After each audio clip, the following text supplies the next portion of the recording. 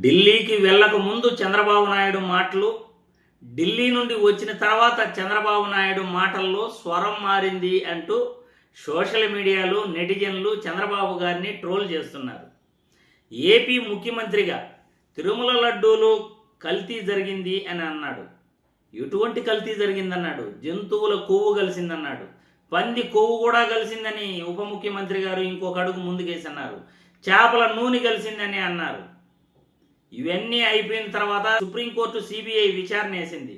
Supreme court వేసిన CBI విచారణలో SIT report వచ్చిన తర్వాత జంతువుల కొవ్వు కలవలేదు, పంది కొవ్వు కలవలేదు, చేపల నూనె కలవలేదు అని రిపోర్ట్ రావడం జరిగింది. లేదు రసాయనాలు ఖచ్చితంగా కలిశాయి అని అన్నారు. కెమికల్స్ ఖచ్చితంగా కలిశాయి అన్నారు. ఆ కెమికల్స్ కూడా బాత్రూమ్కు వాడే కెమికల్స్ను వాడారు అని ప్రచారం చేశాడు. ఢిల్లీకి వెళ్ళక ముందు జరిగిన సంఘటన అంతా. మొన్న ఢిల్లీ వెళ్ళొచ్చాడు చంద్రబాబు నాయుడు. ఢిల్లీ వెళ్ళి వచ్చిన తర్వాత నిన్న అసెంబ్లీలో ఆయన స్వరం మారింది. ఆయన తిరుమల లడ్డు కల్తీపై వేదాంతం మాట్లాడుతున్నాడు. ఇప్పుడు ఆయన ఏం మాట్లాడుతున్నాడో ఒక్కసారి విన్న తర్వాత తిరుపతి లడ్డు మీద కూడా, ఎందుకంటే ఇది చాలా సున్నితమైన సమస్య. నేను కూడా చాలా ఆలోచించాను దీని మీద ఎక్కువ మాట్లాడకూడదని. ఎందుకంటే దేవుని పవిత్రత కోసం కొంతమంది కావాలని దేవుని పవిత్రత దెబ్బతీసి భక్తుల మనోభావాలు దెబ్బతీయాలనుకున్నప్పుడు మనం కూడా గట్టిగా చర్యలు తీసుకోకపోతే చాలా సమస్యలు వస్తాయని నా అభిప్రాయం. ఇప్పటి వరకు మీరు చూస్తే అధ్యక్ష, తిరుమల దేవస్థానం నాకు తెలిసి కానీ తెలియకుండా నేను ఏ తప్పు చేయను. మనసావాస చెప్తాను. నేను నిద్రలేస్తాను ఆలోచించేది అధ్యక్ష, వెంకటేశ్వర స్వామి అంటే నాకు ఒక భక్తి. నాకు నిద్ర రాకపోతే ఆయన తలుచుకోవడం నిద్రలేసి ఒకసారి పూజ రూమ్లోకి 2 నిమిషాలే పూజ చేస్తాను. నా పూజ కూడా ఎందుకు మా చెప్తున్నాను, పబ్లిక్ కూడా అర్థం కావాలి. నేను ప్రజా రాజధాని అమరావతి, దేవతల రాజధాని అమరావతి, కలియుగ దేవుడు వెంకటేశ్వర స్వామి. ఆయన ఈ రాష్ట్రంలో ఉండడం మన అదృష్టం. స్వరం మారిందే. వెంకటేశ్వర స్వామి పైన అంత భక్తి ఉన్న చంద్రబాబు ఢిల్లీ వెళ్ళి వచ్చిన తర్వాత ఎందుకు స్వరం మారింది అని సోషల్ మీడియాలో నెటిజన్లు ట్రోల్స్ చేస్తున్నారు చంద్రబాబు గారిని. కావాలంటే మీరు సోషల్ మీడియాలో నిన్నటి నుండి చంద్రబాబు గారిపై అసెంబ్లీలో మాట్లాడిన మాటలను ఎలా ట్రోల్ చేస్తున్నారో మీరందరూ కూడా చూడొచ్చు. జంతువుల కొవ్వు కలిసింది, రసాయనాలు కలిశాయి, బాత్రూమ్కు వాడే కెమికల్స్ కలిసింది అనే దుర్మార్గమైన ప్రచారం చేసింది ఎవరు చంద్రబాబు గారు అని నేను ఈ వీడియో ద్వారా ప్రశ్నిస్తున్నాను. వెంకటేశ్వర స్వామి ప్రసాదాన్ని మీరు అవహేళన చేస్తూ పబ్లిక్లోకి తీసుకొచ్చి హిందువుల మనోభావాలు దెబ్బతీసింది ఎవరు చంద్రబాబు నాయుడు అని నేను సగౌరవంగా మిమ్మల్ని ప్రశ్నిస్తున్నాను. మీరు కాదా తిరుమల లడ్డూను అపవిత్రం చేసి దుర్మార్గమైన ప్రచారం చేసింది? 270 రూపాయలకి మీరు హెరిటేజ్ నెయ్యి కొనుగోలు చేసిన రోజు, ఆ రోజు మీకు ఆ నెయ్యి ధర ఎంతుందో మీకు గుర్తు రాలేదు. 320 రూపాయలకి వైసీపీ ప్రభుత్వంలో మీకంటే ఒక 50 రూపాయలు ఎక్కువగా కొనుగోలు చేస్తే అప్పుడు మీకు కల్తీ గురించి గుర్తొచ్చింది.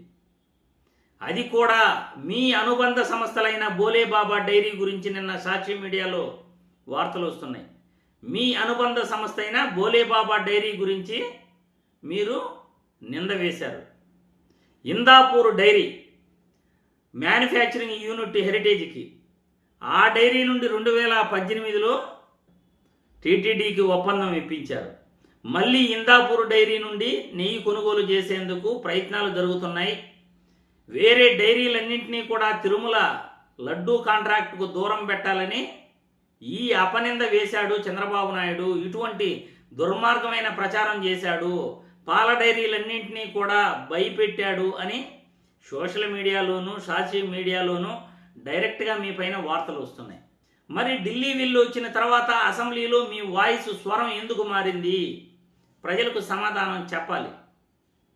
ఎందుకంటే ఇప్పుడు అటుపోయి ఇటుపోయి మీ మెడకు ఉచ్చు తగులుకునింది.